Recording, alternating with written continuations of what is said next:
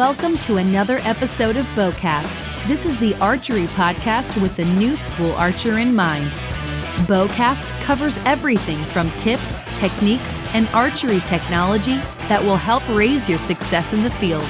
And now, here is your host, covering the straight shot, Carrie Zylka. Welcome to the intro Bowcast 2.0 episode.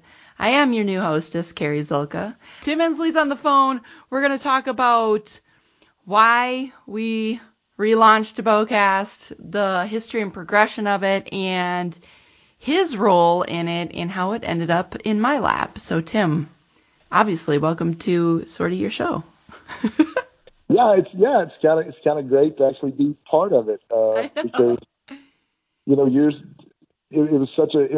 it was such a big part of my life for so long, just as a fan, and I was one of those guys that was on Bowcast like every night, on the website, reading the message boards and reading the blogs and listening to the different podcasts with different people. And it's where I got my knowledge, most of my knowledge when before I ever really got into the industry. And I was just, and still think about it every day of the stuff that I learned that I could get on Bowcast and either on the message board or through a podcast, some way, I could get questions answered if I was having problems or just if I had questions. And I wanted to see it come back to that because it was that place for me. And I think it was the same for so many other people.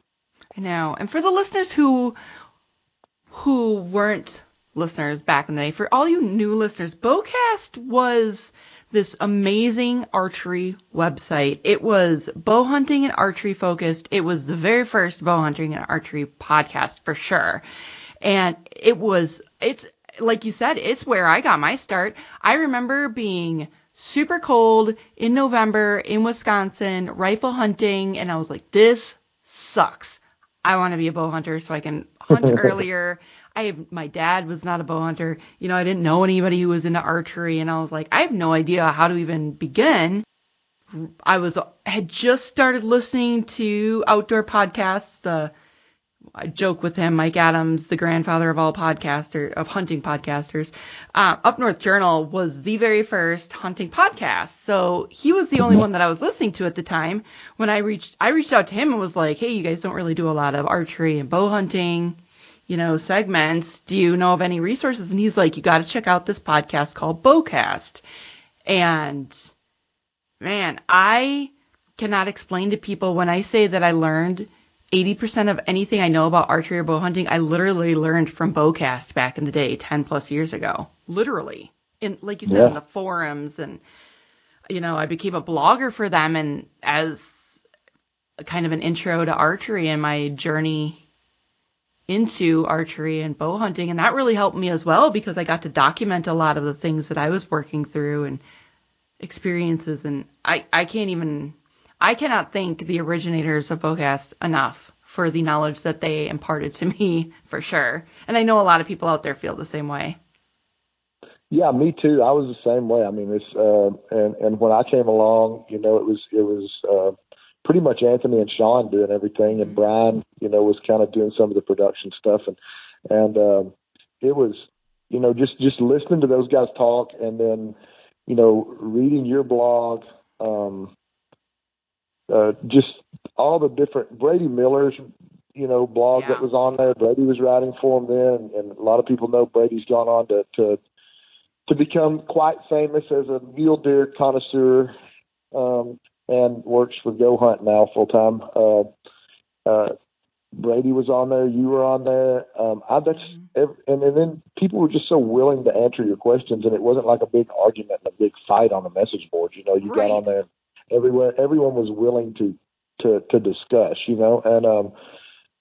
willing to help each other. And that was just, like I said, it was my go-to place. And then fortunately, when I started a company called Bad Medicine Archery back in the day, I did some work for Bowcast, and then they actually found my story interesting. So Brian and Sean had me on as a guest, and then I ended up coming on like 2 or 3 times with those guys as a guest. And, it was exciting to be part of it, that to not only be, a big fan of the website And then all of a sudden I'm kind of somewhat in the industry, and to find those guys that I've looked up to and listened to all this time, find something about me interesting enough that they want me to be a guest on the podcast. And I think what was crazy was, I think Michael Waddell was the guest the week before, and then I was the guest the next week, and I was like, that is so freaky to me, that happened.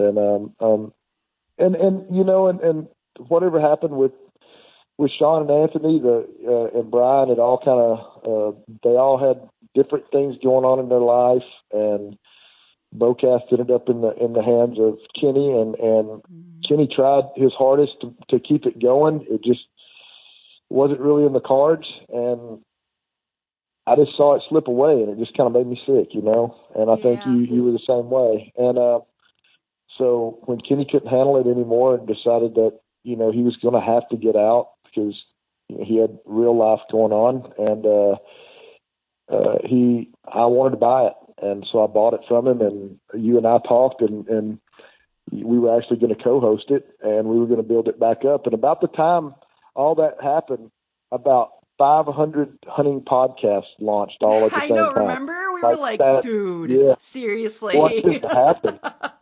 What just happened? Like there were about 5 or 6, and all of a sudden this year, I remember at APA that year, there were 150 guys walking around, recording podcasts, and I'm like, what just happened here? I know. What literally just happened? Yep. And then, I still wanted to do something with it, and I felt like you and I were definitely the people to do it because we were such a big part of it before. But my production company took off, and I kind of had to make a choice because I'm just a one-man band over here. So I do, pretty much all the filming, all the post-production. I mean, I've got, some sub guys that come in and help me film and help me, do some post-production stuff. But for the most part, it's just me. And I kind of had to make a choice. I had to concentrate on one thing or another because I just didn't have enough time. And that's when you and I talked, and it's like, I was happy that you're the one that ended up with it because it needed to be you or I one, that ended up doing it. If it was anybody, it should have been me, you, or Brady. Right. It should have been one of the three of us should have ended up with it because I think it just meant that much to all three of us, I know. It really did. I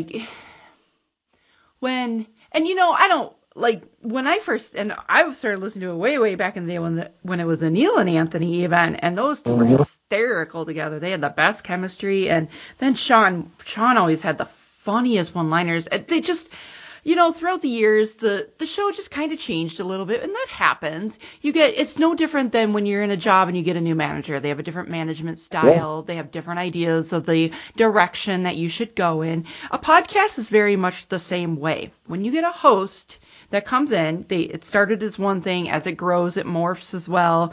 And then you get different hosts, and they have different ideas, and they have different, circle of friends and stuff. And I wanted to just take it back to that original because it was such an educational podcast for me. It taught me so much, and I wanted to just get back to those roots.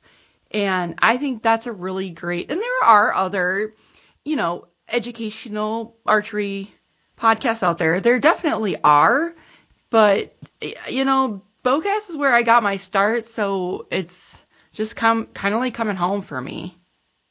Well, and it was on the message boards, when you would get in the chat room, I mean, you were liable to see anybody in there. I mean, I was on there one day and Randy Ulmer was on there. I know, it was crazy. I mean, it's like you were liable to see anyone in there. I mean, there was from the most famous outdoor riders to the person that had just bought his first bow. Everyone was on there, and everyone was so friendly and helping each other. And they were. It was just, I wanted to really see that come back. I mean, because it was really like a one-stop shop for archery. So if you wanted to, if you had any questions about, arrows, bows, broadheads,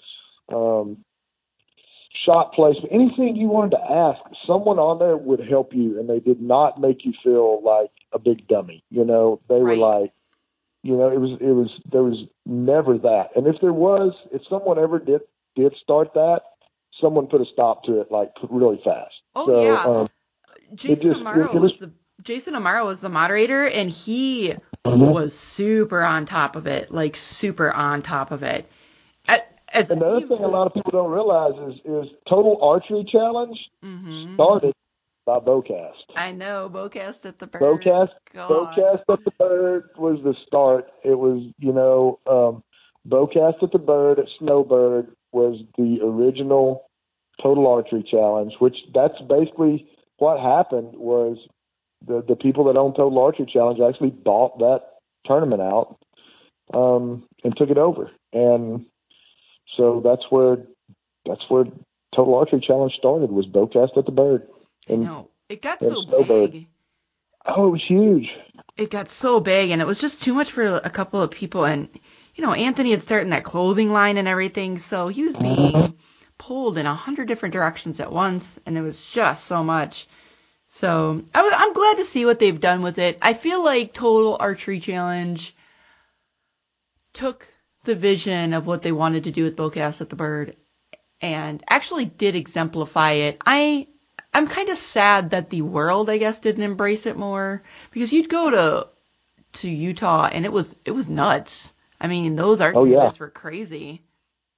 But but I have heard, I have not been to one. They tried to do one in Wisconsin, and they didn't get enough pre-sales to make it financially viable, which is and that's so crazy. And it is so much fun. The thing I like about it, I don't go to any archery tournaments around home anymore like I used to, and it just, all the bickering and the people worried about, who's pencil whipping this guy over a hat pin. I know. Just really, especially for you take a guy like me that was basically a professional athlete for 24 years. So, I mean, I had to compete to make a living.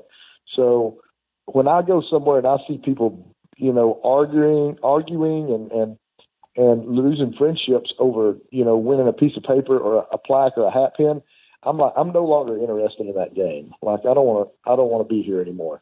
So that was the thing about Total Archery Challenge. Going there, like, you're just hoping everybody's hoping they get down off the mountain with all their arrows. I mean, like, you're not keeping score. Nobody's keeping score. I mean, you may be doing some friendly wagering, with your buddies, target to target, but like, you're not keeping score. It's just so much fun for the whole family. Everyone is on the mountain shooting, having fun, and you literally hope you make it down the mountain with all your arrows.